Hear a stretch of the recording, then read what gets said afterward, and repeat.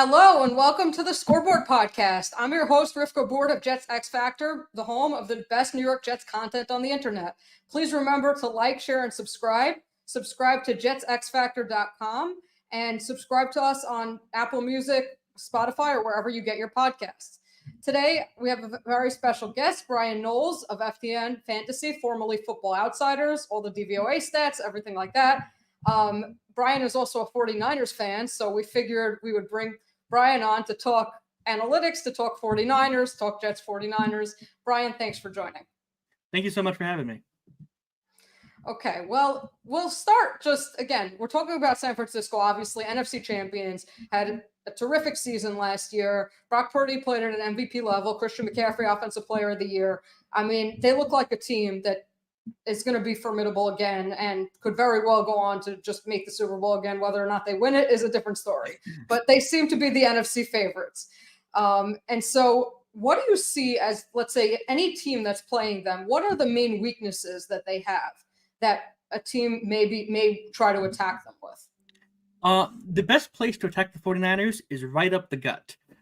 It wasn't a week-to-week problem last year, but they did have weeks where they were very bad at defending runs straight up the middle. I believe they were 10th worst in the league overall in DVOA when it came to defending runs right in between the tackles. And especially now in week one, this is a very good time to be testing that. Eric Armstead is gone. He left the offseason. He's over in Jacksonville. And Dre Greenlaw is still not back from the injury he suffered during the Super Bowl. So if I'm trying to break down the 49ers, the first thing I'm doing is testing them right early on, right at the middle, to see if they figured out how to actually tackle. Because there were games last year where running backs were sliding all over the field. And getting Breece Hall in week one is not exactly the prime matchup I think the Niners fans were hoping for. Well, it's interesting you say that because actually these teams, not only like their defensive lines are very similar, the way they play. And so the Jets kind of had the same issue last year to a large extent, where I think they finished 14th overall in run defense DVOA and the 49ers were 15th. But I didn't check the exact stats up the middle, but you could tell that was really where their kryptonite. And so the primary difference between the 49ers and the Jets is last year the Jets were a heavy zone team. They played a lot. They ran a lot of zone running. This year they brought in Morgan Moses. They brought in Tyron Smith. They brought in John Simpson, two Ravens, offensive linemen. They're known for a gap scheme. You have Smith, who generally is blocked better in a gap scheme. So they seem to be indicating that they're going to switch over to more of a gap scheme. And the gap scheme tends to punish up the middle more than, let's say, a zone scheme. And so that's the interesting back and forth is if the 49ers going to switch to more gap concepts to punish the Jets offensive, the Jets defensive line? Are both teams going to kind of play half and half? How's this? I found the run game like that, the matchup very, very interesting. Yeah, I mean, with so many changes along the Jets offensive line, with the Niners bringing in a new defensive coordinator this year in Nick Sorensen, there's still a lot of questions on what we're actually going to see on a down basis. I don't think the Niners are going to change their offensive strategy that much. I mean, they've gotten here to a certain extent, but I wouldn't be surprised at all. You're right, with the Jets bringing in so many Ravens thought people onto the offensive staff to bring in Tyron Smith. That really does imply that they are going to kind of revamp their offensive strategy. I'm really excited to see how that looks. Yeah, I mean, the other interesting stat is that Breece Hall in his career averages 6.2 yards per carry on gap runs and 3.7 on zone runs. So it's another. I mean, again, he's worked with a very poor offensive line, so it's very hard to take anything out of that. But it's also just another interesting number to bring into especially if you're saying that the 49ers struggle up the middle. Yeah, again, it wasn't a week-to-week thing, but there was just that was part of the frustrating part. That three-game losing streak in the middle of the year, or against the Packers and the Lions in the playoffs, there are just points where broken tackle after broken tackle after broken tackle. If you can keep the game close and you can keep these linebackers on their heels, then the Jets have a very good chance of actually pulling off some kind of upset here. The trouble is keeping it close to begin with. Yeah, I mean, that was really my take. And it's interesting. I wrote an article the other day saying that one of the reasons to run the football is to keep the 49ers defense, the offense off the field. The other thing I said is that when you're talking about, let's say, the 49ers offense on the field, is you want to try to make them dink and dunk And as you said, right? Tackling the 49ers isn't just in the run game. It's also very much in the passing game. And, the Jets set up their defense. They play usually a soft, cover 4, cover 6. They play back. And so, again, if they can force the 49ers to go on long drives, even if they score touchdowns, ultimately, if you have fewer drives, it just shortens the game. And it, again, gives them a chance to keep it close. Absolutely. Because that was what made the Niners so great last year, was their ability to be explosive, which was something you didn't get with Jimmy Garoppolo behind the helm. The addition of the deep pass with Brock Purdy throwing to Brandon Ayuk, that really opened up the Niners offense to turn it from very good into historic levels of efficiency. If you can take that away, you still have to deal with all the underneath passing, all the yards after catch. There's still a pain to defend no matter what. But if you can keep them if you can prevent those 20, 30-yard passes from happening, that's how you stay in the game. Absolutely. And so that kind of, leads us to Brock Purdy. Again, I'm starting with the way the Jets could possibly beat them. Obviously, I'm going to ask you other questions also about the team and how good they are. But what's Brock Purdy's primary weakness, would you say? Brock Purdy's primary weakness is probably under intense pressure, Purdy tries to make plays. And Purdy has an extreme trust in his arm. And every now and then Kyle Shanahan said that there are throws where he holds his breath as he sees them try to squeeze the ball in over one guy, under one guy, right through to someone. And those plays all happen to seem to work last year. So that's how you end up with one of the most efficient seasons in NFL history. That is not going to necessarily happen week in, week out, year in, year out. And when you have something that keeps working over and over again, you start trusting yourself maybe a bit too much from time to time. There are points where Purdy could throw the ball away, play for the next down, but no, he's got a bit of that gunslinger mentality, and sometimes that gets into trouble. We saw it against Baltimore last season when he threw 4 interceptions. The interceptions weren't bad; they were very much we're losing by 10. Let's try to make something happen. But when that doesn't happen, that's how things start spiraling out of control. Yeah, absolutely. And it's an interesting comparison to Josh Allen, right, who's another gunslinger. I remember Aaron Schatz, when he was on, we were talking about why Josh Allen was his MVP choice, and he was saying one of the reasons is that Allen, even though he threw 18 interceptions, a lot of them were so deep downfield, they were essentially like punts, and they just didn't hurt his team that much, whereas Purdy tended to throw interceptions on shorter passes, so they were a lot more damaging to the team. So what you're saying about trying to make things happen under pressure, Allen kind of does that too, but he does it deep downfield where it's less likely to be destructive, whereas Purdy seems to still want to make those plays over the middle. Exactly. Allen has a much stronger arm, so his, forget it, I'll throw the ball and see what happens 40 yards down the field. Well, Purdy just doesn't have the same physical tools as someone like Allen or Mahomes has, so his plays don't look the same. Yeah, I mean, but that makes it all the more remarkable that he's done what he's done, because, everyone watches him and just thinks, again, around the league, it's still like system quarterback, things like that. Yeah. But even if he is a system quarterback, I don't think we've ever seen a system quarterback do what Brock Purdy has done, even if you're going to say that he's a system quarterback. Absolutely. He runs the system to almost perfection. His processing power is what really, that's really where he stands out over other quarterbacks. His ability to understand the system, to read defenses, to find the open receiver very, very quickly. He processes things faster than anyone else has in the Shanahan system, and I'm including Matt Ryan when he won MVP in 2016. He just has this innate understanding of what he's supposed to do on every play. And, I mean, that's underrated a lot, because that doesn't show up as much in highlight reels and things like that.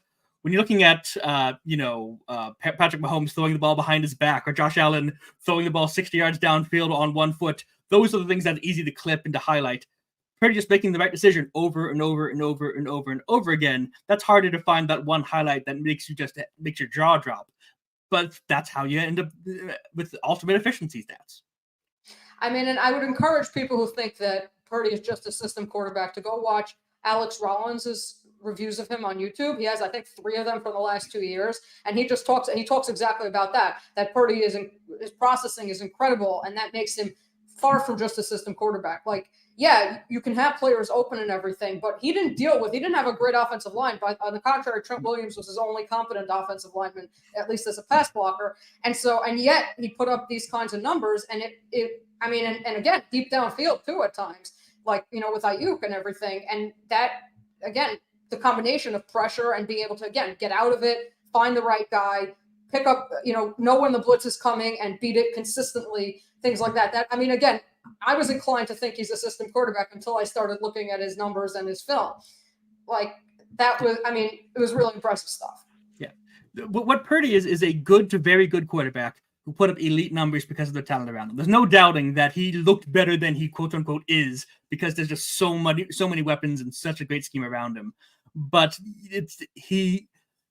I think the Mike Sando tiers, which came out earlier this month, had it about right, where they have him right in that middle of that tier too. Maybe not the win because of kind of guy, but right there in this is someone you can build your team around. Yeah, it's interesting. I wanted to ask you a question, because the other quarterback that people talk about that's a system quarterback and they don't believe in him is Tua Tagovailoa, right? Mm-hmm. Then people compare the two because Mike McDaniel has also that elite scheme, elite receivers. What do you think if you flip the two of them? You have Tua on the Dolphins and on the 49ers and Purdy on the Dolphins. Who does better, and what do you think that would look like? I believe Tua's numbers would go up and Purdy's numbers would go down just because of the total talent levels on both offenses. I do believe Purdy would look better in Miami than Tua does because I think Purdy has a better deep ball. Tua has a lot of those balls which do kind of flutter around there, and that's okay when you have Tyreek Hill tracking them down. But he doesn't hit his deep receivers in stride as much as I would love. I think Tua sometimes gets overly slammed as the system quarterback, but I do think his deep ball is a weak part of his game. I mean, the other thing I would say about Tua is that they're so heavily dependent on RPOs.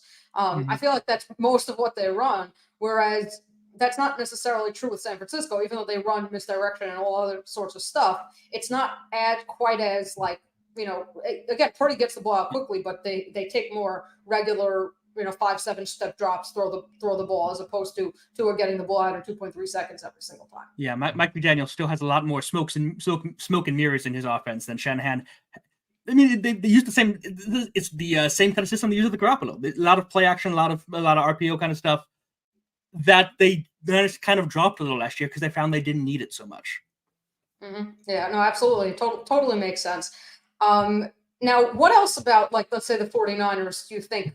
I mean, it's very interesting. I was looking at their special teams, and their DVOA wasn't great there. What caused that DVOA to be so bad? Because statistically speaking, it didn't look that bad. What was so bad about their specials? The coverage units were both in the bottom 8, I believe, both punt coverage and kick coverage. And so that'll be very interesting to see with these new kickoff rules, which are supposed to enhance the preference of that. They had a lot of fumbles on kickoff returns and stuff like that. They have new kick returner and punt returner this year, so hopefully that won't be as much of an issue. And Jake Moody, the third round kicker, missed some clutch field goals. He missed he missed a kick in the Super Bowl. He missed a couple game-winning kicks during the season. He wasn't as consistent as you would hope someone you use a third round pick on would be. Yeah, no, absolutely. It's interesting you say that because the Jets actually had very good coverage, I think, on both, other than one punt return touchdown that they gave up, which was terrible. The rest of the time, their coverage was great, and they pretty much on the kickoff, they pretty much kicked it through the end zone on every play. I think Zerline had one of the highest, touchback rates in the NFL. But the Jets also lost their best special teams coverage guy in Justin Hardy, who I think is now still a free agent, but because the Browns cut him, but he was their top coverage guy. That punt return for a touchdown happened when he was out. So that should be another just interesting to see with the new kickoff, how that kind of, and I know people will be like, oh, why are you talking about special teams? When you're talking about a team that's as elite as the 49ers, you have to take any advantage that you can get. Absolutely. Yeah. So there's that. Now, let's say, another thing I noticed is I'm pretty sure they have their nickelback is a rookie, right? Renardo Green. Is that who they're starting? Renardo Green is listed as the starter, yes. So that's a bit of a surprise. We thought that Diamador Lenore would be the starter, but on their initial depth chart, they've got Green. I just checked again. They've updated that. Green is actually listed as the backup right now, so it is going to be Lenore as a starter. And again, they have Lenore listed as starting at both nickelback and right corner, so something's wrong here. But because he's good, he can't play two corner positions at the same time. It's not quite that good. But yeah, so it's either going to be Green or it's going to be Isaac Yiadom starting out there alongside Lenore. Probably Green. They've been impressed on what he's done as a rookie so far. And so we might have two rookies in the secondary for the 49ers because Malik Mustafa might also be starting at safety. Talanoa Hufanga, rather surprisingly, got off PUP in time, and he's been in uniform warming up. I would not be surprised at all if he does not start here in week 1 because he's recovering from his own season-ending injury in November of last year. Yeah, absolutely. And so what does that mean for the 49ers defense? Like, the rookies, as good as they look in general, would you say that that's something the Jets should try to attack just because they're rookies, or do you think they're good enough that the Jets should try to stick with what has worked in the past against San Francisco? No, absolutely. Try to make them prove that they deserve those starting spots. I mean, Mustafa is a great tackler. He had a big highlight against Tennessee where he just stoned someone at the line, but his coverage skills are still a bit in question. So get your tight ends down there, see what he can do. Get Garrett Wilson out there, get him isolated on a green or one of these other rookie corners and test. So welcome to the NFL. Can you do this on Monday Night Football with the country watching you? Can you stop our stars? The answer might be yes, but you make them prove it. Yeah, absolutely. Now flipping over a little bit to just the 49ers and how they plan to attack the Jets. What do you think they're going to do? Like, let's say if they're game planning specifically the Jets, what do you think they're going to do offensively? What do you think they're going to do defensively?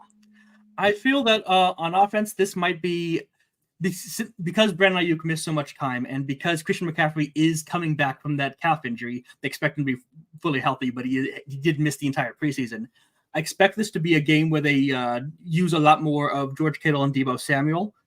So we can talk about a lot more short passes, short underneath yak stuff, a lot of up the seam passing attacks, a lot of just testing out the linebackers and the safeties of the Jets more than actually, because you don't want to.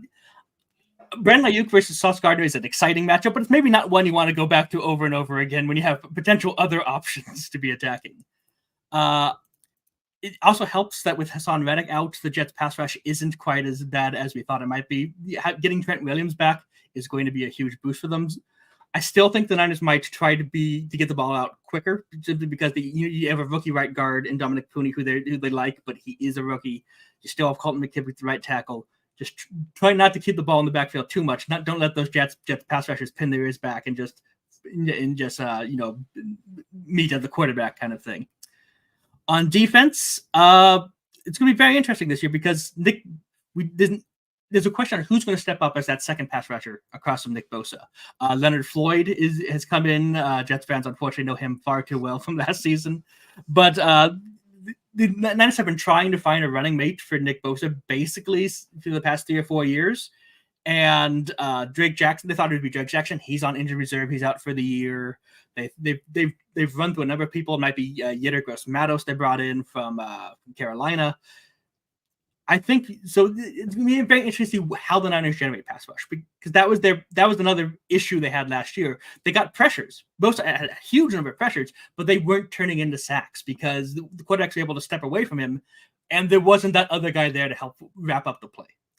So that's what I'll be interested as one watching the 49ers. Where is that second pass rush? Where is that second wave of pressure coming from? I mean, doesn't Javon Hargrave cover a lot of that, though? I mean, he does up the middle, yeah, absolutely. And we are picking nits when we're trying to, pick the Niners. We're talking about a top 10 defense that we're trying to find holes in. But at the same time, Hargrave provides that pressure in the middle. That does leave the other edge open. Bosa's coming in from one side. And who is that a guy on the other side who's going to help when especially mobile quarterbacks, which have been the Niners' problem since Shanahan came in 2017? What happens when they break the pocket? What happens when they get out? Well, I mean, Rodgers can break we'll see if Rodgers can still break the pocket. He's going to try because that's always been his game. But he's definitely not running anywhere. Absolutely. Trying to figure out who the Jets are going to be is so hard just because there's not a bigger X factor in the entire NFL this year than what the Jets will get out of Aaron Rodgers. Because it's an entirely realistic worldview and that he's an MVP candidate player again. The last time we saw him healthy, he was an MVP. One of the best quarterbacks in the league. If he's even 80% of that, he's probably the best quarterback the Jets have had. Maybe going back to Namath, to be perfectly frank. But it's also entirely possible that he's a 40-something-year-old coming off of an Achilles injury. And the reason that this year's training camp was the hardest he's ever experienced is because he's old. And I'm 40, and a lot of things I do now are the hardest version of things I've ever experienced. Sometimes things happen. This will be very interesting to see what the Jets look like. Yeah. So how do you think the 49ers are going to prepare for Rodgers? Because it's interesting. I was looking up the 49ers coverage tendencies, and they're not quite as dramatic as the Jets in terms of Jets play cover 4 and cover 6 all the time, and the rest of the time they play man. Like those are their 3 real heavy, whereas the 49ers put a lot more cover 3 last year than let's say the defense Saleh was known for before he came to the Jets. And so do you think that they'll come out with a lot more single high kind of to try to get the box filled to stop Breece Hall, or do you think they'll stick with 2 high because they're afraid of Rodgers beating them over the top? I imagine they're going to stick more 2 high. That's kind of historically been what they've done. It's just think this will be Nick Sorensen's first time calling plays, so we don't really know what we're going to get out of him so far. And I know that last year, especially, the Niners had a whole bunch of issues trying to get their defense right.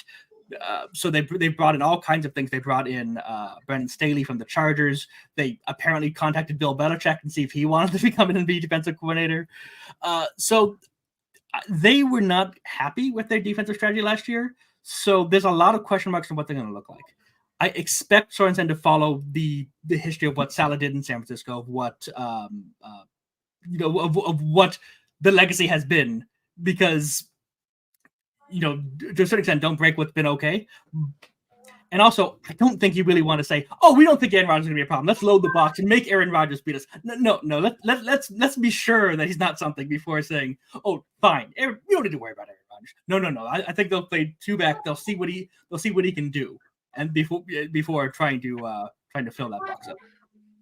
I mean, it's interesting though because I was looking up the statistics for Charvarius Ward and Deommodore Lenoir on deep balls, and both. I mean, Ward was. I mean, I think he gave up 3 for. He was like 3 for 19 or something like that. Like He gave it 3 out of 19 attempts deep, and so in a way, you think that maybe you do just put him up one-on-one with Garrett Wilson and trust him to make that stop, particularly since Wilson hasn't necessarily been a great deep threat in his career so far.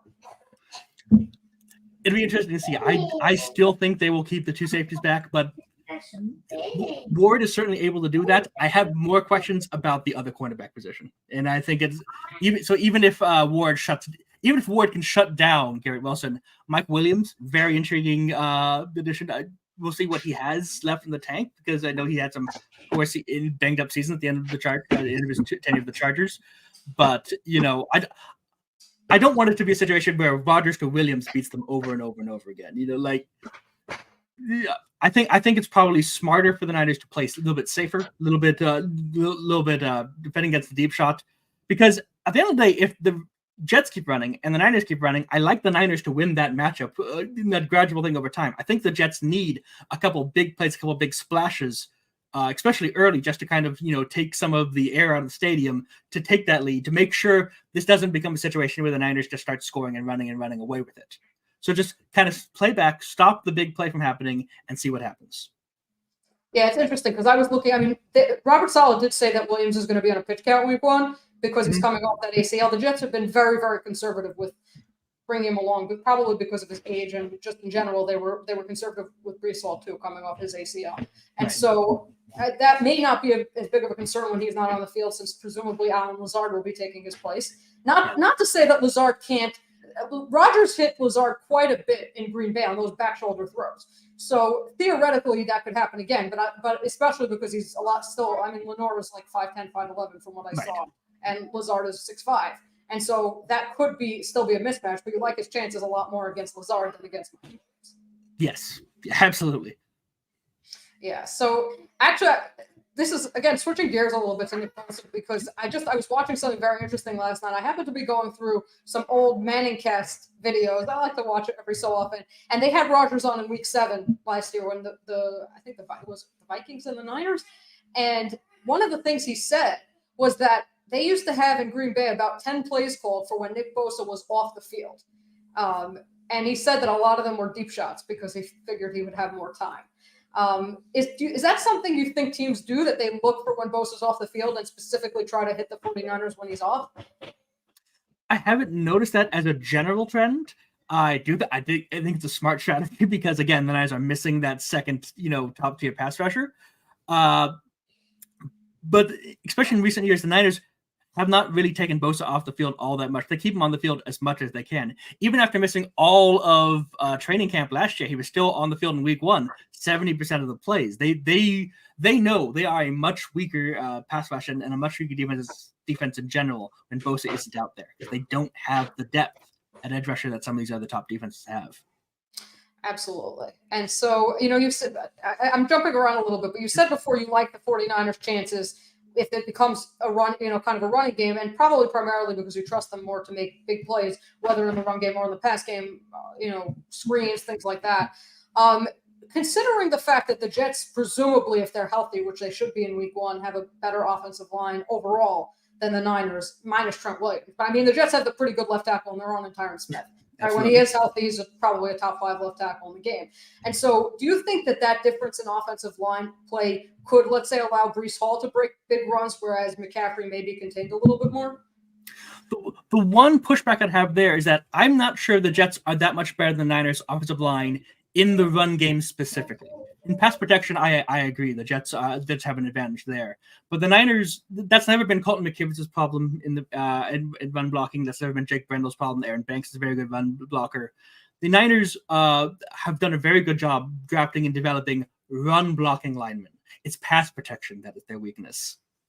Mm-hmm. So I think McCaffrey had an incredible, I don't have the numbers in front of me, but an insane number of 20-yard, 30-yard explosive runs last season. So I'm not worried that the Niners will be dinking or dunking more in the running game. I think they'll be fine there. Yeah, I mean, McCaffrey averaged 1.3 rush yards over expected per carry last year. His expected rush yards were 3.9, and his actual yards per carry was 5.4. So that's a pretty ridiculous statistic. So it seems like even if the run blocking isn't as good, he seems to make something out of nothing on a regular basis. Absolutely. And when the Niners focus on blocking so much, it's all force multiplier, right? You're really good one thing, you're really good another thing. The Niners, everything in the Niners offense just flowed together so well last year. It almost can't be that good again this year. Something has to break down somewhere, just because it was record-setting pace for most of last year. So we'll see what happens. So I wanted to ask you, obviously, again, you're a 49ers fan. I'm following the Jets. What do you expect from this game ultimately? I assume you expect the 49ers to win, but do you think it will be a close game? I am more nervous about this game as a 49ers fan than I would be, I think, if this was happening in week 6 or week 7, just because the Jets are such an unknown right now. Because this could easily be a Super Bowl preview, right? If both the Niners and Jets reach their maximum potential this year, this is a Super Bowl preview. These could be the 2 best teams in the league. And so that's exciting. That's nerve-wracking. You don't necessarily want to start with your toughest opponent right in week 1. You would like to kind of ease things into more, especially with the Niners. Because August has not been a very fun month to be a 49ers fan. I don't know if you've been following any of the news, but from all these holdouts and whatnot. So it's not an ideal start. At the same time, though, if both these teams hit their floors, I think the Niners are still a borderline wildcard team. And if the Jets hit their floor, I think everybody's fired. I think that's that's the difference there. So that's where I am right now as a Niners fan. I'm nervous about this game because I don't know what quality my opponent is going to be. I don't know. We have no idea what Aaron Rodgers is going to look like because we haven't seen him preseason. I've seen training camp clips which make him look like the prime Aaron Rodgers. I've seen training camp clips that make him look like a 57-year-old man. There's just no way of knowing, and we won't know until like a quarter in what to see. I am picking the Niners in this game, especially because it's at home. I think that the average Niners team is going to be better than the average Jets team this season. It's just that it's hard to know exactly what we're going to get out of New York. Yeah, that's definitely a point everywhere. I think some Jet fans are probably more confident in Rodgers, or they believe just even if Rodgers is average, conceivably this will be a playoff team. But the problem is, first of all, you don't know Rodgers is going to be average, and second of all, average probably won't be enough to beat the 49ers. So that's really the issue with this game. It's interesting that you say you'd rather not play your toughest game in week 1 because guess what the Jets are thinking? Exactly. The 49ers are one of only 2 games this year that the Jets are not favorites in. at least as of now. So it's, I mean, again, one of their toughest games. Obviously, the Niners had these holdouts, but ultimately your players are here and the Jets player is not. Yeah.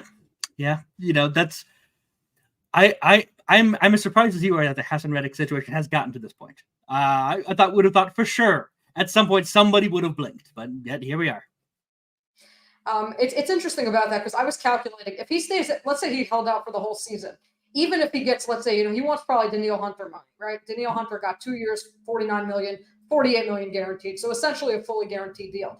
Right. Even if, let's say, he got that type of deal next year, if you spread that money out over 3 years, because he would have forfeited his whole salary plus fines, that's not close to what he wanted. And that's not close to the amount of money he would make if he plays this season and then gets the deal. Yeah, it really feels like this is a situation where both the team and the player think they lose if they blink. But really, both of them, if they don't come to a deal, both of them lose, right? The Reddick doesn't get anywhere near the kind of money he wants. And the Jets' pass rush is significantly worse without him. It just is. It seems like both sides are being incredibly stubborn right now, and it would do them both a lot of good if they just got together quickly. Then again, we saw this with the Chiefs last year. Chris Jones sat out week 1, and I think they did okay. I don't quite remember how the Chiefs season ended. I have a mental block there for some reason, but I think that went all right. Yeah, no, so the thing is, I mean, a lot of us do suspect that Reddick is waiting till after week 1 because he's assuming their pass rush will struggle in week 1, and after they lose, they'll be desperate to sign him. So that's one thing. A lot of Jet fans think he'll be back by week 2. The way I see it, I mean, because the one thing obviously Joe Douglas made a major mistake by trading for Reddick before having worked out the deal. But that being said, given the circumstances, the other big mistake I think he's made is refusing to negotiate with Reddick's agent until he comes into the building. Because that just like, why would you do that? Try to at least get something. Yeah, I mean, it's perfectly fine to say we're not going to sign anything until you come into the building, but if you don't even start the negotiation process, that means you're starting from step 1, Tuesday morning, and it's these things can take a long time to get worked out, and it's ridiculous that they're not even talking. Yeah, I mean that's really essentially the frustrating part. I mean, again, my read on the situation has always been the Jets saw that no one else was willing to trade for Reddick and give him what he wanted, so they figured we'll trade for him and we won't give him what he wants. The problem is you can't really do that if the player is going to hold out. And I don't think it's reasonable for the Jets to have expected the holdout to last this long. I do agree that it was a mistake to trade for him without some kind of agreement on, what's going to happen with the contract. But I don't think it was reasonable to expect that Reddick would be holding out to this extent. Yeah, I mean, I think that I've heard some people say that they assume that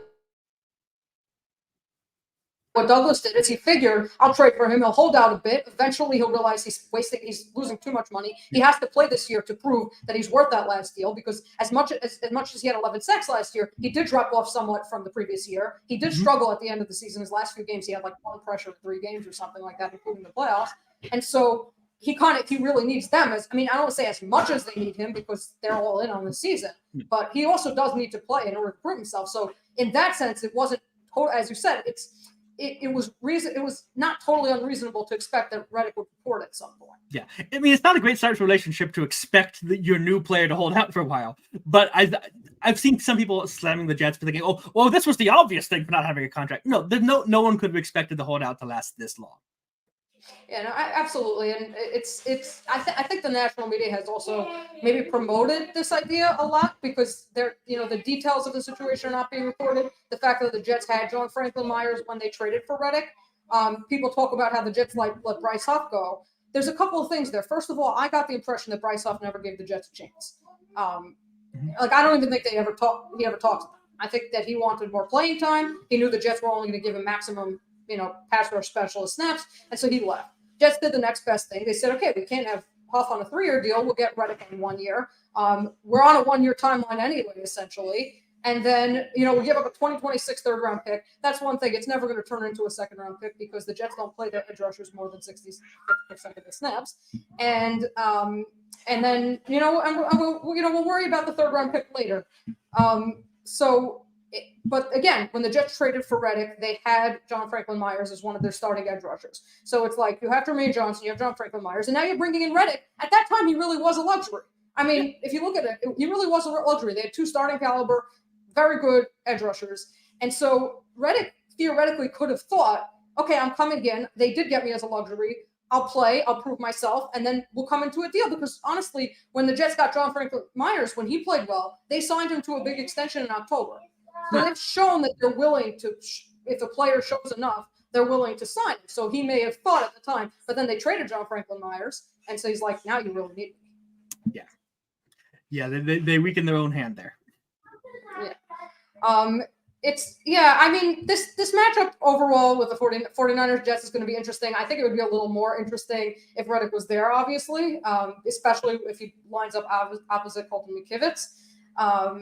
Again, if you have, obviously Trent Williams would go one-on-one with Jermaine Johnson on the other side, but Reddick normally plays the left side of the defensive line, the right side of the offensive line. And so Reddick against McKivitz would be a matchup I think the Jets would like. Advantage Reddick at the very least.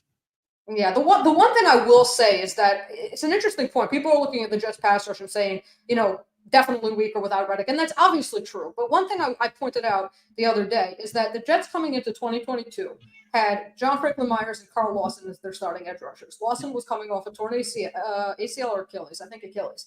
And you didn't know what you were going to get from him. And frankly, if you look at the numbers, the Jets edge rush was average that season. It was not elite. Franklin Myers did better on the inside, but on the outside is mostly an average pass rusher. Lawson was average. Their backups were all average pretty much. Huff was elite, but Huff only played 16% of the snaps that year. And so if you look at it, Quinn and Williams basically ran their pass rush that year. And they still ranked, I think, 3rd or 4th in the NFL in pressure rate, at least according to Pro Football Reference. Then you look at last year, they came into the season, John Franklin Myers and Carl Lawson were supposed to be their starting edge rushers again. Then Lawson hurt his back. So then Jermaine Johnson stepped into the starting lineup. Through 4 games, Jermaine Johnson had a 4.7% pressure rate. And he played 67% of the snaps, or 66% of the snaps. So they had one side that was basically completely wiped out in the pass rush. At that point, they were only playing Bryce Huff still at about 20% of the snaps. And on the other side, they had Franklin Myers again, average edge rusher. And yet their pass rush was still, again, one of the best in the NFL. Then obviously Huff broke out. And so you got the boon of another, and Johnson also played much better after those first 4 games. But my point is that they came into the last 2 seasons with a lot of unknowns on the edge, and they still managed to be very productive. So the one thing I would say is maybe the Jets coaching staff deserves a little bit more of the benefit of the doubt in terms of how their edge rush can perform even without Reddick.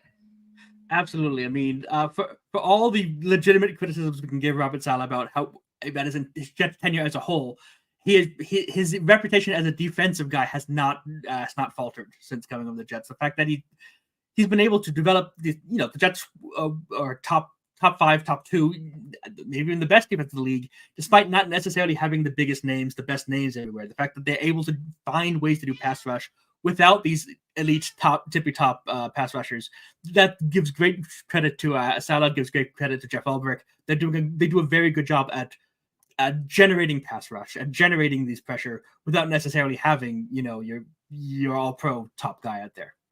They definitely deserve credit there. I don't think they always get, because people look at the whole Jets situation. Last year was very easy to point and laugh at the Jets because of just everything that happened around them. I think sometimes they got lost just how good the defense was and what the coaches were able to do with who they had. I mean, it's interesting. We were talking the other day about Michael Carter II, probably one of the most underrated players in the NFL, just in terms of the fact that I don't think anyone's even heard of him. And yet Jeff Ulbrich the other day called him a Swiss Army knife and the reason the whole defense ticks. And so, I mean, again, a nickel back only makes so much of an impact because they're not on the field all the time, but the Jets play nickel 80-something% of the time. Yeah, nickel's the new base, and you need someone like that. Having someone like Carter out there it's a phenomenal weapon. The Niners are going to go 3 wide receiver quite a bit. Everyone goes 3 wide receiver quite a bit. You need Carter out there to to slow people down. Honestly, I think people forget about Michael Carter because he has a boring name, and for a while he was the second most notable Michael Carter on the New York Jets. So he deserves more respect and reputation than he has. And that's why the Jets paid him as such. He's the highest paid slot corner in the NFL because they know what they have.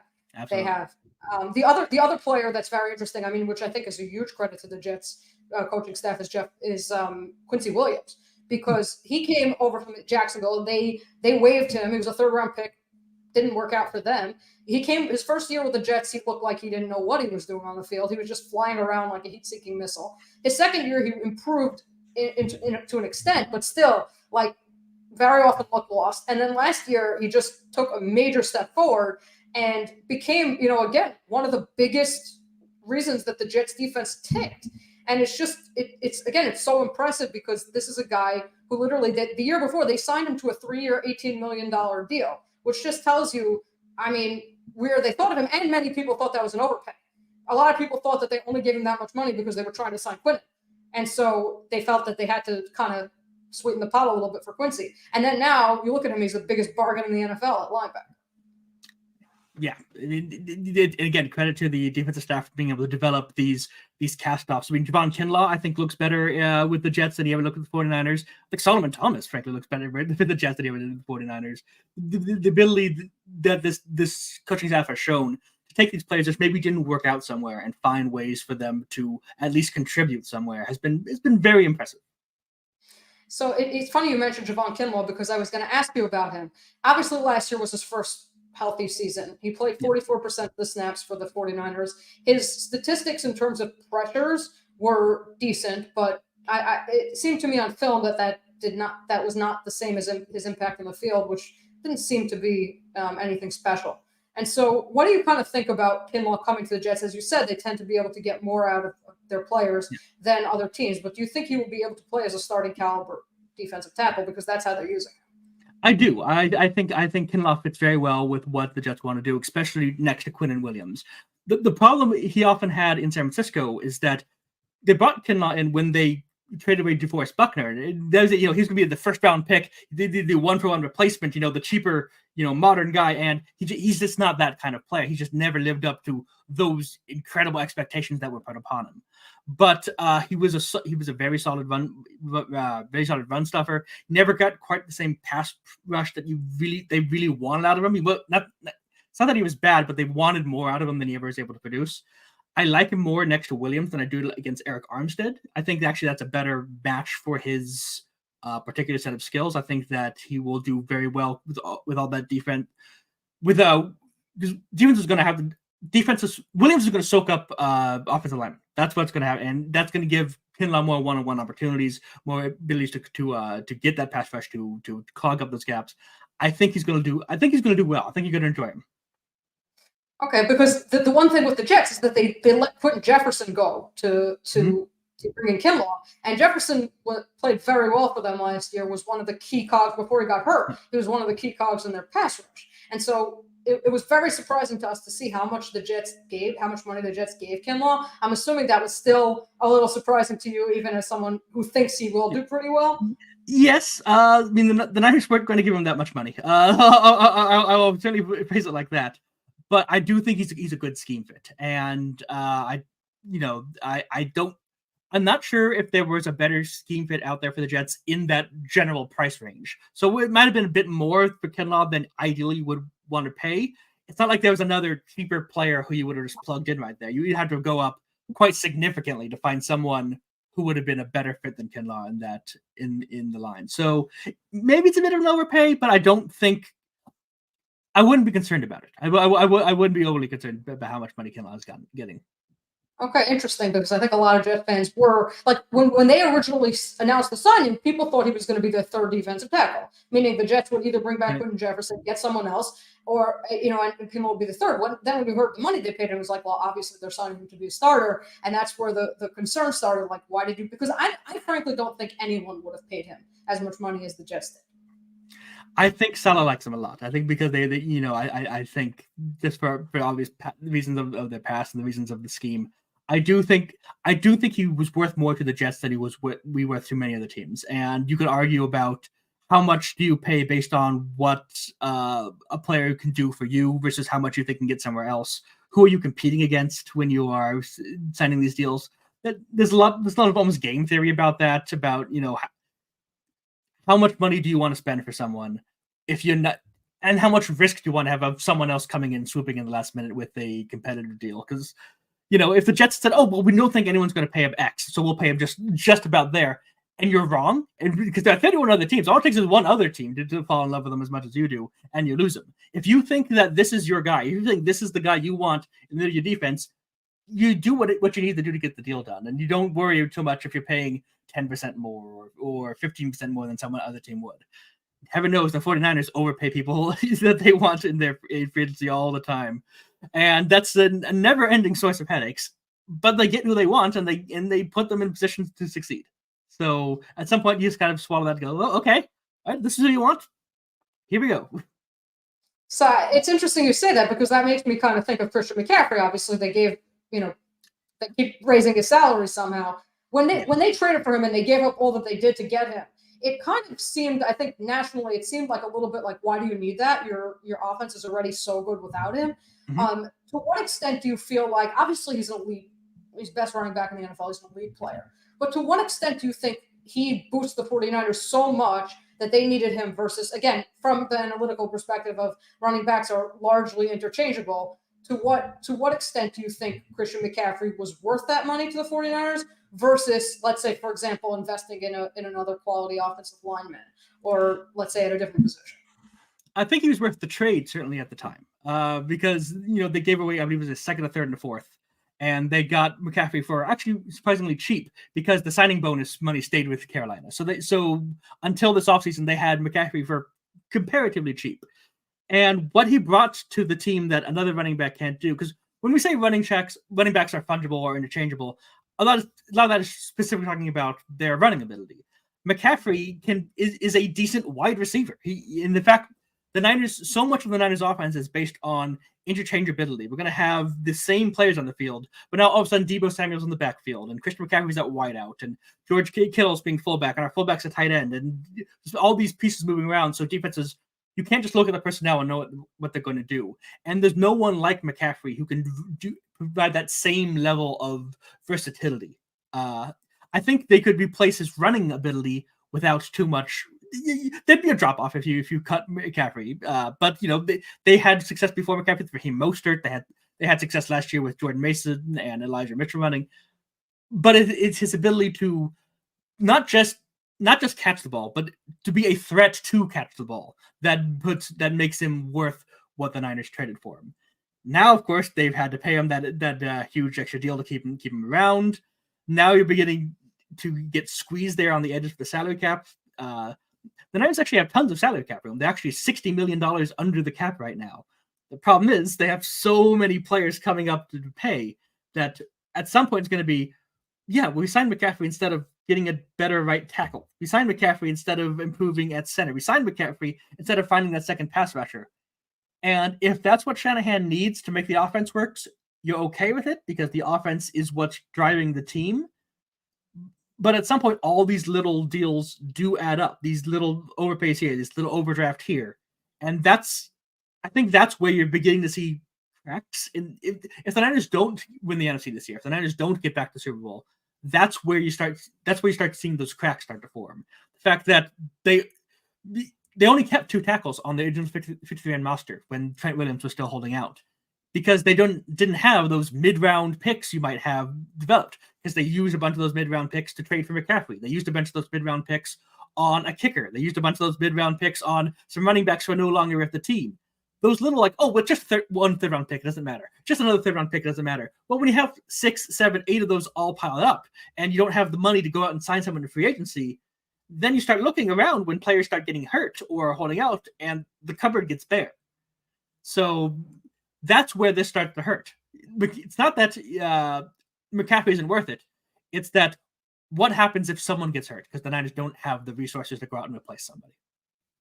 So since you brought that up, again, just the being the cavalier attitude towards the draft, who do you blame more for that, John Lynch or Kyle Shanahan, or both? It's both, but I do think Shanahan is the one with the final say. I think that Shanahan wants his guys. Shanahan knows what he wants for his system to work and will do what it takes to get those guys. Even if that means using a first-round pick on someone who everyone else has in the 3rd round. And that is very frustrating to watch, to be perfectly honest. But at some point, like, as long as the end results are good, you kind of smile and move on. But these do lead to weaknesses elsewhere on the roster.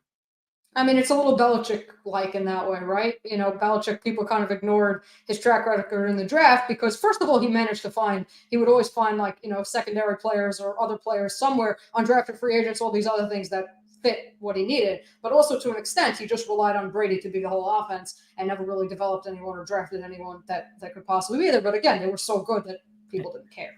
As long as some of those late round picks do hit, it all works. And George Kittle was a 5th round pick. Fred Warner was a 3rd round pick.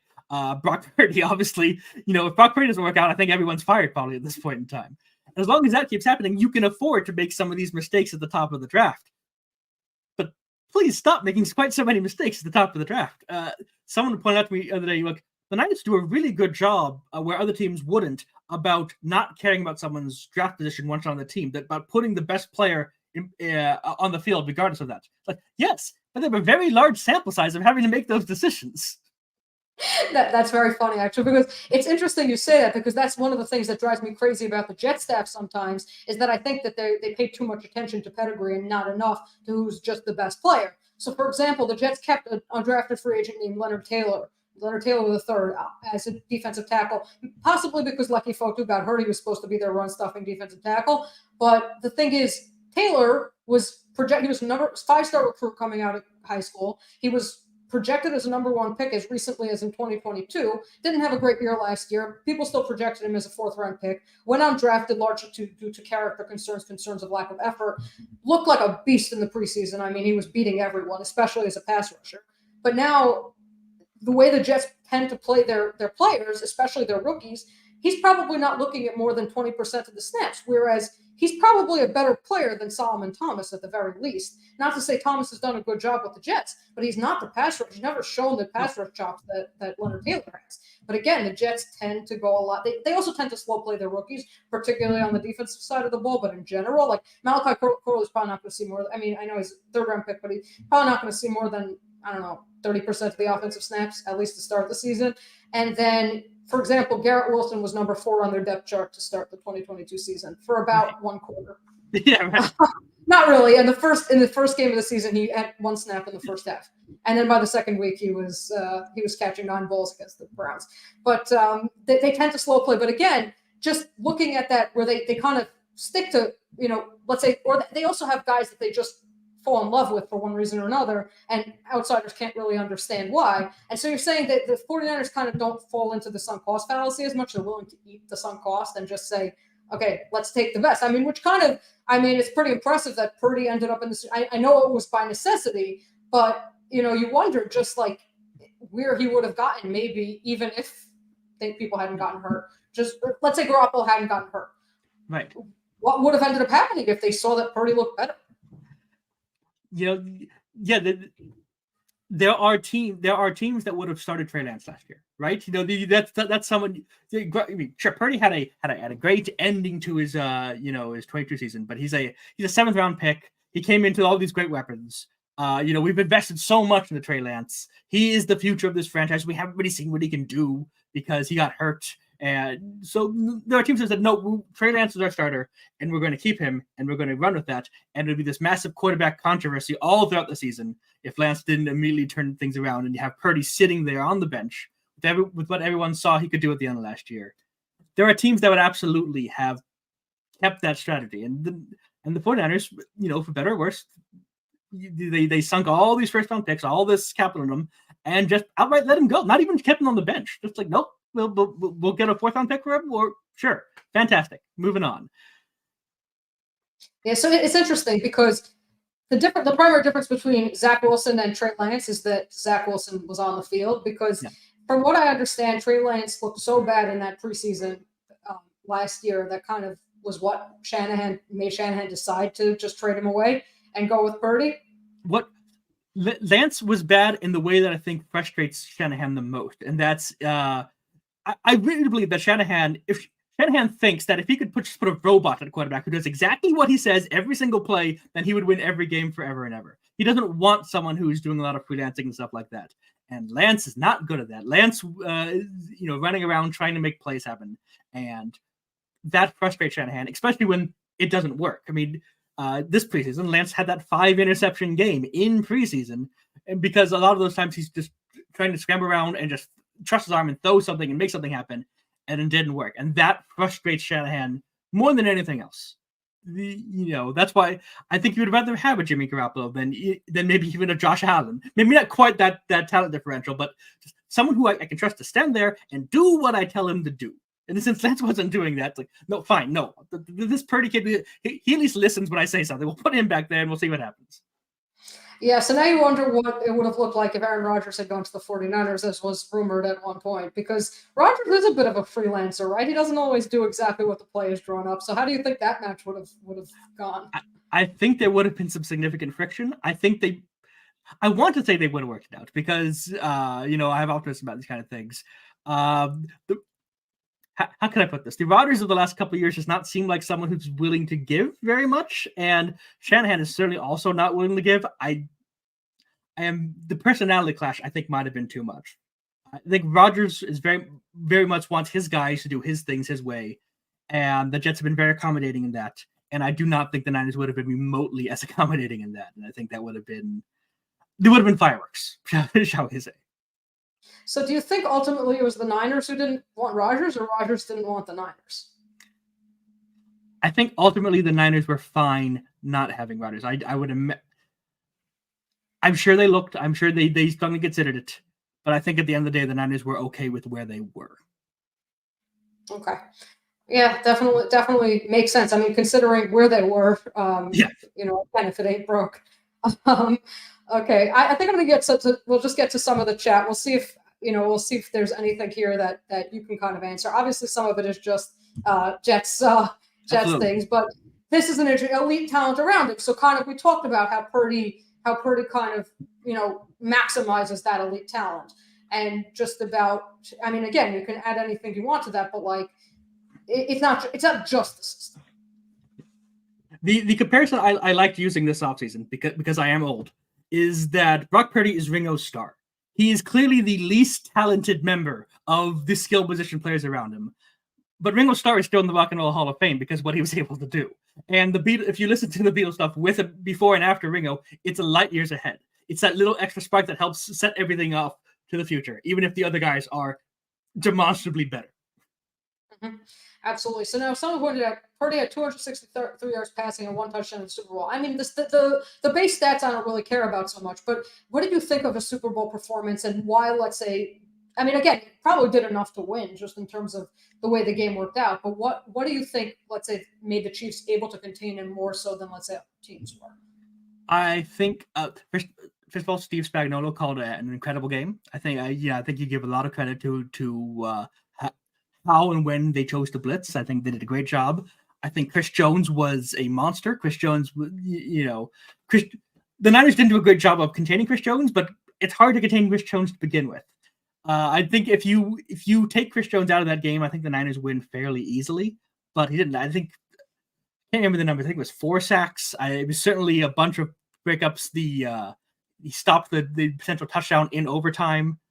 That's what I think it is. I think that the offensive line there, I think that's what broke down, and the Chiefs were able to blitz and bring Chris Jones enough that the Niners couldn't handle it in the most key moments of the game. Yeah, I mean, it was, to me, it was interesting. First of all, I thought Jones should have been the MVP of the game. I know the quarterback always gets the MVP, but I think Chris Jones was the reason that the Chiefs won the game. He had a strong case, definitely. Yeah, but also, you're saying, kind of when to blitz and things like that. I think Spagnuolo tends to disguise more than the Jets do.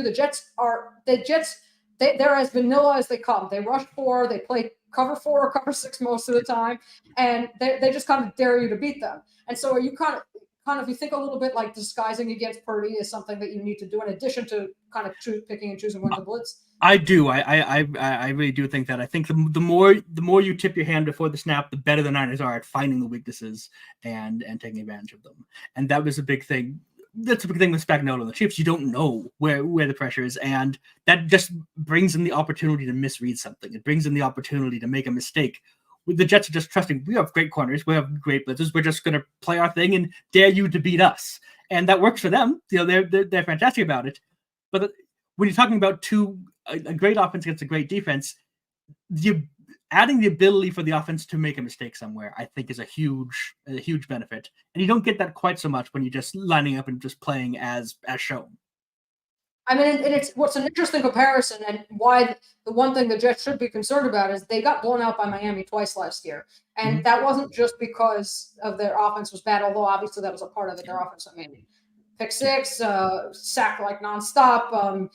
Again, there's only so much a defense can do when your team is literally giving the ball up all the time.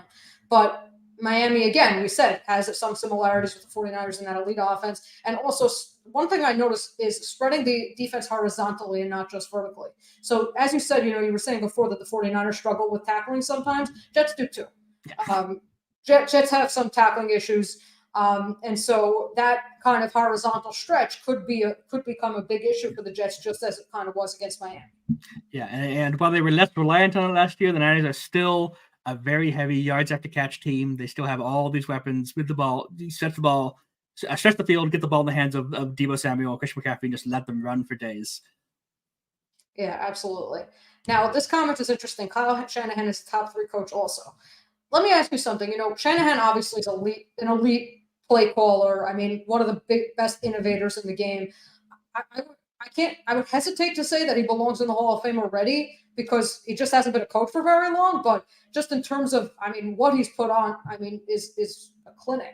But at the same time, you ultimately have the GMing part, right, which you said he has the final say on, and you also have, all these questions, fair or not, about some of his decision-making, particularly in last year's Super Bowl. Would you say that would you rate him still as a top 3 head coach, or do you think that maybe he takes a little bit of a ding for some of those other issues? I would still call him a top 3 head coach, but I don't think the questions about his decision-making are unfounded. I think for someone with such a great offense, he's behind the curve on going for it in 4th down to certain ways. Like if your offense is so good at picking up yardage, you think you would trust it more than he has historically. He is conservative when it comes to those kinds of bold decisions. I don't think there was a lot of this debate immediately after the Super Bowl about the decision to take the ball first in overtime, and I think that was overblown because because the Chiefs were so happy to get the ball second, they assumed that must be correct and the Niners must be wrong because the Chiefs ended up winning. And in reality, yes, that did help because the Niners had a 4th down and had to kick a field goal, and the Chiefs had a 4th down and had to go for it, and thus the Chiefs won. I think that is, that's exposed. You're making that opinion on based on what morning quarterbacking, making it based on hindsight is always 2020. Exactly, that's where I was grasping for vainly there. The thing is, the Niners defense had just been on the field covering Patrick Mahomes, and I think whatever slight advantages going first or second is dwarfed by let our defense sit down for 5 minutes before having to try to stop Patrick Mahomes again. But I do think that occasionally that we complain about a lot of things about Shanahan the same way that Eagles fans complain about Andy Reid for so many years. Oh, he's bad with timeouts. He's bad with these 4th down decisions. He's bad with these clock management, game management decisions. And that was always Andy Reid's legacy until he finally won, all these Super Bowls, and now no one complains about that anymore. If Kyle Shanahan ever gets there, if he ever does get those Super Bowl rings, I do think those complaints will go away. That doesn't mean they're not real. That doesn't mean they don't exist. So, yes, I'd agree that Shanahan's a top 3 coach, but there are flaws, and I think it's perfectly justifiable to point those out. Yeah, Shanahan also has on his record the conservative play calling against, or just the way he just the way he called the game for Matt Ryan in that Super Bowl, right? Mm-hmm. It gets a lot of blame for kind of how that game turned out. So that kind of also promotes the idea that his decision making in big moments. Yeah, I'm not gonna lie, having 4th quarter leads in 3 different Super Bowls and coming away with 0 rings, not an ideal look. That's not fantastic, and I would like for that not to happen anymore, please. Thank you. But I think that's a little bit just a small sample size. We're talking about 3 games, the 3 very important games, 3 games where he would like to have some of those calls back. But it is 3 games, and you want to look at someone's entire resume when you're trying to make a decision of how good of a head coach they are. I mean, the other thing people forget is if Jimmy Garoppolo hadn't overthrown a pass to a wide open, was it Emmanuel Sanders, then we would be talking about a different story, most likely. Absolutely. We'd have 3 more years of, well, can Andy Reid ever win the big one? Exactly. That's an interesting point. But as far as the decision Shanahan made in the Super Bowl, it's very interesting because Seth Walder of ESPN, right, the analytics guy, he said after the Super Bowl, he spoke to a ton of analytical staffers around the NFL, and all of them said it's impossible. There's a marginal advantage either way. There are reasons to take the ball first. There are reasons to take the ball second. It's not a defined advantage in either direction. The issue I had with Shanahan was not that he chose to take the ball. I thought that was fine. The issue I had was not going for it on 4th and 4 from the 15 and choosing to kick the field goal instead. I don't necessarily disagree. I think that would have been a very bold, very exciting call. That might have actually helped their chances to win. I don't think there was any way Shanahan was passing up taking a lead in overtime in the Super Bowl. And it's hard to critique too much taking a lead in overtime in the Super Bowl because, again, they got the Chiefs to 4th down. One more stop and they would have won. But yeah, when you're down there so much, because they had the play, the 3rd down play, they had it. Ayuk was open. There just was no time for anything to happen because the right guard, a freelance, decided not to block Chris Jones. I think if you wanted to freelance, maybe blocking Chris Jones might have been, the play. That might have been the ideal thing to do there. But they had a play. They had a chance to go a touchdown.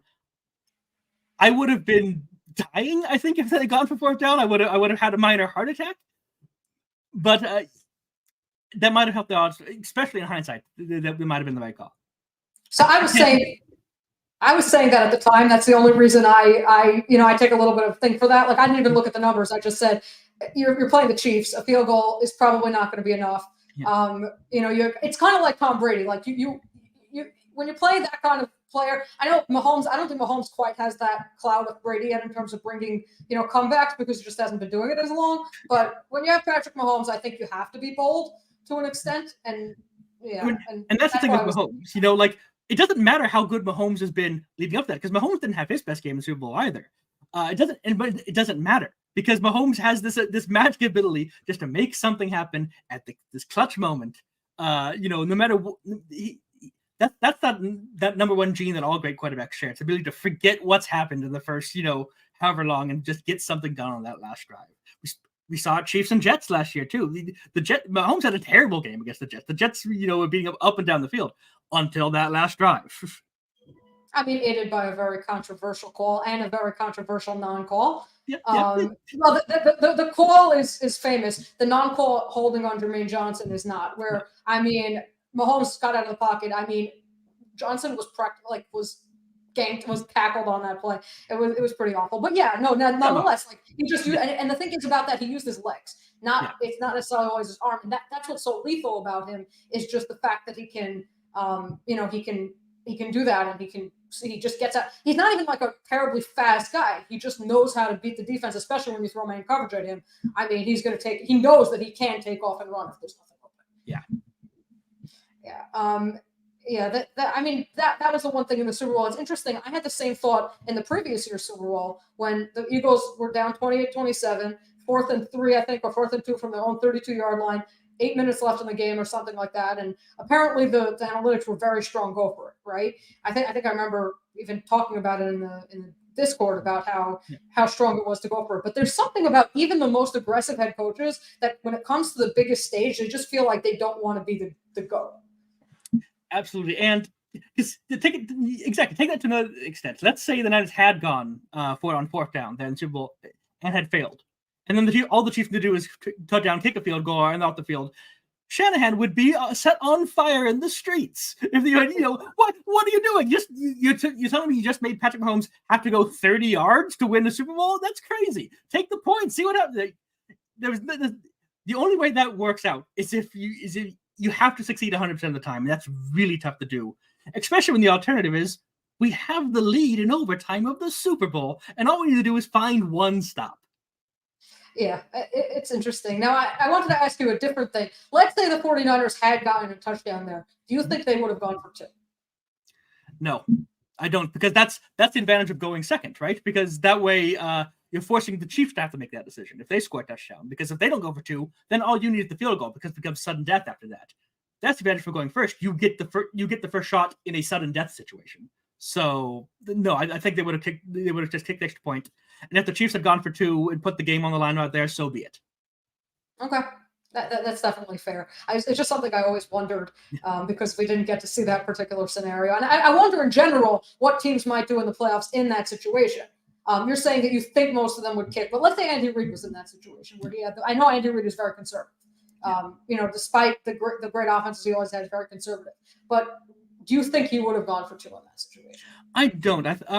You mean go if they scored second? I think it would have, because we're talking a situation where the Niners had just marched down and scored a touchdown. And now you've just marched down and scored a touchdown. That's great.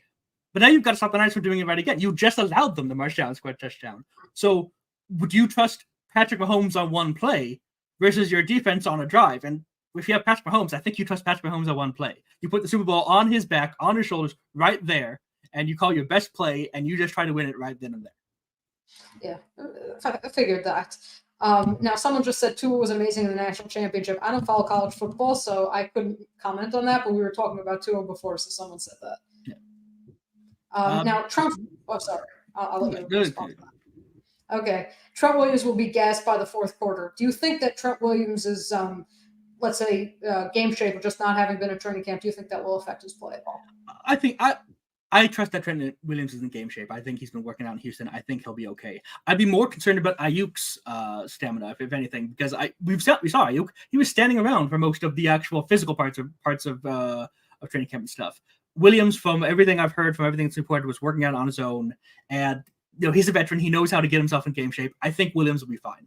Ayuk, I would have more concern about. I wouldn't be surprised if he's on some kind of a snap count. I mean, and it's interesting about Ayuk too, because Deebo Samuel is generally known as a zone coverage beater. Like when you put him one-on-one against a man, I mean, that. In fact, I actually saw Alex Rollins, who I mentioned before. He kind of criticized Kyle Shanahan in the Super Bowl for featuring Deebo when the Chiefs were playing a lot of man coverage. Said you should have featured Ayuk because he's the man coverage beater. So, and the Jets tend to play more man coverage overall. Even if they play quarters, they play match quarters. So it's essentially terms of to man coverage. So that could potentially become an issue for the 49ers if Ayuk is on the pitch count. Yeah, it's not that Samuel is not that Deebo is such a bad man guy. It's just that's not his game. That's not what makes him worth the money he's getting paid. That's not what makes him a number one receiver. And if you can get a situation where Deebo has to beat man coverage over and over again, you're pretty happy if you're a defense. So since we talked about Deebo, this is an interesting thing. I had just started writing for Jets X Factor at the time. When that actually I hadn't even started yet. When that draft happened and the Jets tried to trade for Deebo and the 49ers said no, at least from what we heard. And I think they even offered the number 10 overall pick. Do you think it's fair to say that the Deebo being the number one receiver on a rebuilding team would not have been worth it versus for the 49ers paying Deebo when they're a Super Bowl contending team? Do you think that it would have been worth it? Forget about the fact that Garrett Wilson turned into what he turned into. Yeah. Just purely on the level of a rebuilding team, not really there. Do you think Deebo could have been that linchpin of an offense, or do you think he's better as an ancillary weapon? I think Deebo could have been, but I think if you're getting Deebo, that's also defining how you're rebuilding to a large stretch. The one reason Brandon Ayuk might be worth more to the league in general is that he is a more standard kind of wide receiver, man beater, deep shot kind of guy. Deebo is very much, calling him a gadget player sounds like an insult, but I don't mean it that way. He's a specialist. He is so good at those crossing options underneath routes, this yards after catch, this wide back roll, that you're kind of basing your offense around a certain kind of strategy if you have Deebo as your top receiver. And you can do that. But if you're rebuilding, do you want to already pin yourself in on, we have to build the Shanahan-style yak system, and that's all we can really do? Is that what you want to start with? Or do you want to kind of try to build up everything more generally and then find out what you're specifically good at once you have a core in place? I think this... Honestly, I think anyone would be happy to have Deebo, but Deebo forces your hand more than other receivers of his caliber would. Now, would you agree that worked out? The fact that the 49ers said no worked out well for both sides. Yeah, I think the Jets are very happy with Gary Wilson and everything. I think the Niners are very happy with their set of weapons. Yeah. Yeah. Now, one other thing about Deebo, it's interesting because the Jets drafted Malachi Corley this offseason, right? And the one thing about Corley is when you look at his profile in, let's say, from college, most of the receivers who have come into the NFL with that kind of college profile, an average depth of target of less than 8.5, running, that kind of profile, not a good contested catch guy, things like that. Most of the time, they do not succeed in the NFL. At best, usually you have a Zay Jones, right? Which is not. I guess Zay Jones with a third-round pick is not terrible, but he's not going to be more. I mean, okay, we could quibble about that depending on whether you look at his top year or everything else. But then you have Deebo, right? Deebo's the lone one who has worked out. And by the way, if you have to go, let me know. Because I know I kept this very long, and I forgot to ask you how long you could go. But yeah. But so do you think that there is? I mean, but I'll just add in. I looked at Rashee Rice's profile from last season. The way the Chiefs used him, not how he was used in college, was used very differently. But in college, he was in the slot, running a lot of the same routes that Deebo ran. And he was, I don't say he's as successful as Deebo, right? He's not the same gadget type player, but on those slants and crossers and those kinds of screens and things like that, he was very successful in his own right. So what do you think? Let's say, everyone's kind of, when they look at a receiver of that profile, they're always looking for the new Deebo, and they're usually, if not, they're basically never going to find it. What makes Deebo so unique in that way? And do you think that it is replicable at the NFL level? Is it replicable? Yeah, I mean, I don't think he had anything that makes it just. He's not a once in a generation kind of impossible to duplicate kind of guy. The thing is that you need so many different attributes to be a Deebo Samuel. You need not just the speed, not just the ability to find those open gaps. You need the toughness to go over the middle. You need the ability to break through tackles. You need the ability to absorb so much punishment because you are running through the box so much. You just need all these little individual things to add up, and most people are missing something. Most people, because a lot of these, we'll throw them a million screens and they'll get yards, are like 180 pounds, and they're going to get, crushed the first time, a linebacker comes over the middle and just clobbers them. Or they have good top speed, but they're missing the acceleration, or they have good acceleration, but they don't have that top end speed.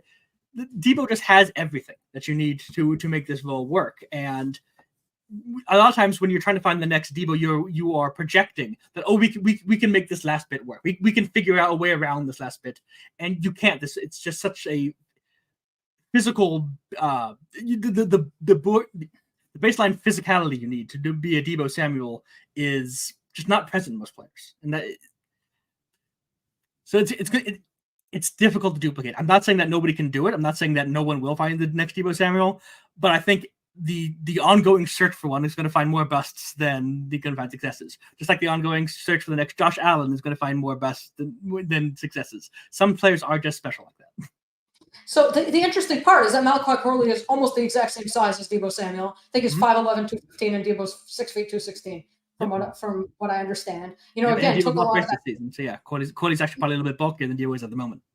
Yeah. So and the big thing that I think makes Deebo so impressive is his ability to catch those balls. When you talk about over the middle, he can catch those digs over the middle. He can make some deeper, catch those deeper passes to keep the offense from just sitting on the screens and sitting on the handoffs and sitting on whatever, the underneath stuff that he does. He has that capability further downfield, which I think Corley does not.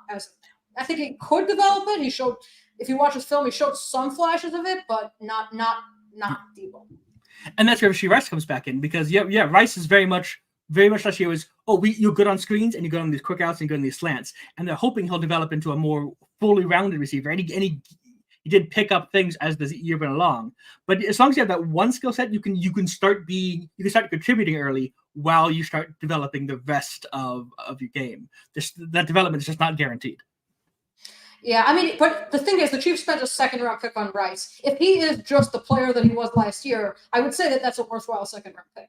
Yes, absolutely. Assuming he continues to be on the field. Yeah, no, absolutely. But I'm saying it looks like he probably will this season. We'll see about beyond that. Yeah, because the NFL tends to take a long time to resolve these things. So if he didn't get suspended to start the season, he probably won't. Yeah, I mean, we'll see what can happen with Corley because, again, the Chiefs kind of switched Rashee Rice into that role. He was an outside receiver in college, whereas Corley's coming in like that. He also played at West Virginia, but if I recall correctly, where did Rice play? Like SMU, something like that. I'm not a college guy either, so I couldn't say on top of my head. Yeah, but I don't think he played like at a big time college either. So yeah, I mean, it's definitely an interesting discussion. So we have some Jets. Jonathan, thank you. Let's see. Brock Purdy is going to run for his life in 5 nights. Do you think that that's a possibility? Absolutely. We saw the second preseason game where the Niners played Purdy and 2 starting linemen and no starting receivers and running backs. He was running all over the place. So if the Niners get off to a slow start on offensive line, yeah, Purdy might have to avoid some pass rushes with his legs. We'll put it that way. Yeah, but he's pretty good at that. I mean, his pressure to sack ratio is I think 6th best in the NFL last year, something like that. Absolutely. Although I think Niners fans would prefer it if he didn't quite have to do quite so much of that in 2024. I mean, but then again, if you look at Mahomes certainly in 2022, I mean, his offensive, I mean, even last year, Donovan Smith was terrible. And so he kind of had to do that a reasonable amount also. And so, I mean, if the quarterback obviously don't want that to happen, but they're not taking hits like Josh Allen does. Like Josh Allen welcomes contact. These are guys who are just getting out of the pocket to avoid contact and still not necessarily getting hit so much. And so, I mean, obviously it's not an ideal way to play, but if it works, it works. Well, that's fair. I also would say that what works for Patrick Mahomes is not necessarily something you want to copy in the rest of the league. I mean, look, but Purdy made it work in and of itself, you know? Yeah, I mean, true. Yeah, okay, we have some Jets fans here. Yeah. Let's see. Cam Newton is right. Bus rider Purdy, 14th best player on the roster, not worried. I think that's a little bit of a Jets-like homer take. Yep. Where would I put him on the roster? I think I would put Purdy maybe 6th or 7th. 14th's a little bit out. And that's more because of the talent of the rest of the roster as opposed to specifically anything about Purdy. Yeah, I mean, absolutely. You know, it's interesting because we heard some people talk about Hassan Reddick, and they were saying he's the 3rd best player on the Jets roster. That is patently untrue. If you just look at some of the other players they have on the roster, I mean, as good as Reddick is, he's probably the 8th or 9th best player, right, just in terms of the importance and just the skill level of their other players. So it's interesting. Let's say we have more Jets. Purdy is good. Aaron is God. I mean, maybe a few years ago. I don't know about it now.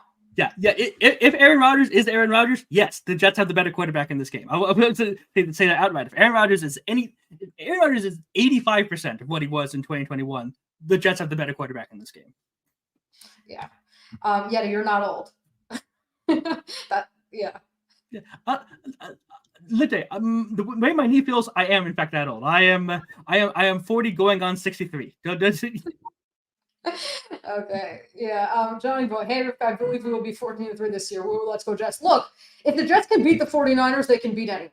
Absolutely. Even though any given Sunday obviously works in the NFL, and that's not how it works.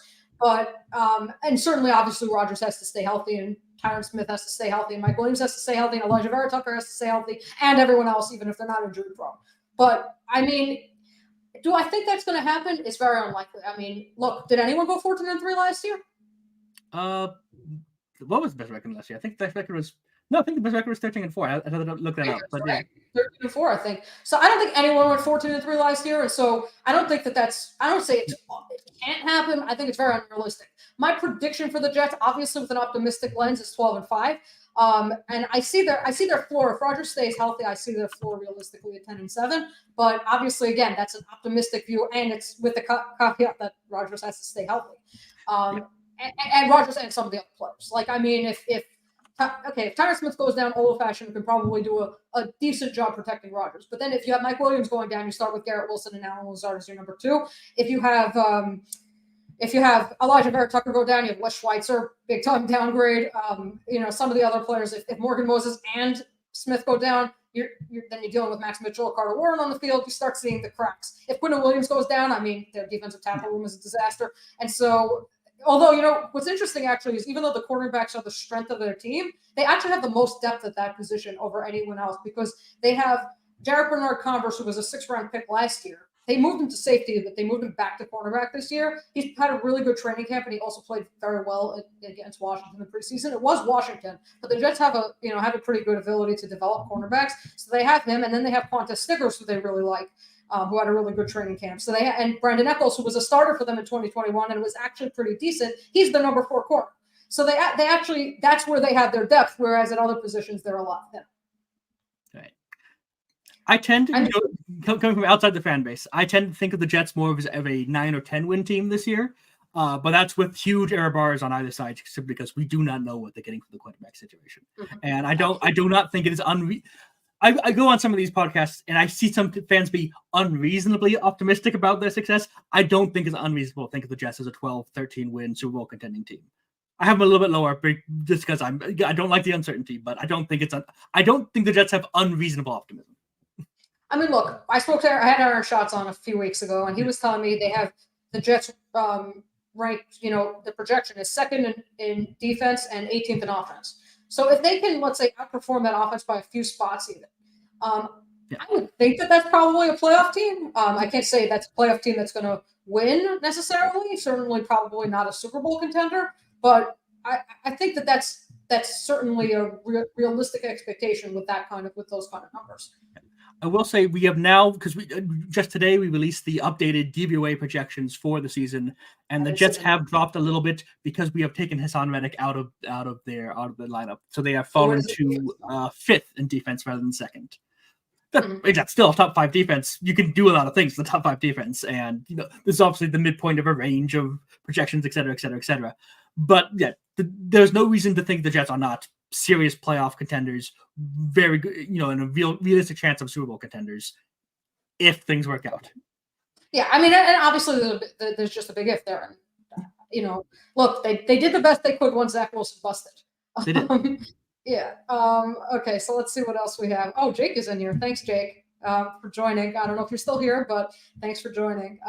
Let's see what else. Brock Purdy's going to die. Obviously, if you're a Jet fan, that's a bad luck with quarterback injuries too. So it's definitely possible that this might be Josh Dobbs' year. We'll see. Yeah. Okay. So someone said, I heard the Niners safeties are dinged up. What's the deal, Brian? You mentioned this a little bit before. Yeah. So Talanoa Hufanga is coming back from the. He had a season-ending injury. I believe it was his Achilles in November. We were expecting him to start the year on the PUP list. He did not. He is actually going to be on the active roster for this game. And I would not expect him to start, but we haven't had the official injury report yet. I would expect the rookie Malik Mustafa to start there. But Hufanga is ahead of schedule on his recovery, so that's good. No real injury concerns to worry about the other safety, Jair Brown. He should be fine. But yeah. So it's Hufanga is the big question mark, and Hufanga was an All-Pro the last time he was fully healthy. So we'll see what happens there. Yeah, no, that definitely makes sense. Okay, I think we've finished the comments. I kept you for quite a long time. Thank you so much for joining. I'll let you now, let's say, plug whatever you're up to, where you are, what you're doing.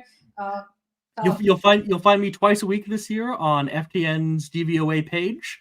We'll be doing a deep look into the stats one article a week with our brand new Stats Hub. Because for the first time this year, we are going to have in-season charting splits with DVOA. That's something we've always been able to do after the season, but thanks to our partnership with FTN, we're able to actually do that in the middle of the season right now. We're very excited about that. And then we'll have one more goofier old scramble for the ball type article for those old Football Outsiders heads who are looking for the return of that. So I'm looking forward to a good season over at FTN. Absolutely. And I would encourage anyone who's interested to subscribe and check out that Stats Hub because it's really cool. And I got a lot of information for my articles and just scouting the 49ers, scouting the Jets, all things like that. Okay, well, thank you to everyone who joined. Please remember to like, share, and subscribe. Subscribe to jetsxfactor.com, discount code 80. Subscribe wherever you get your podcasts, and have a good day, and go Jets.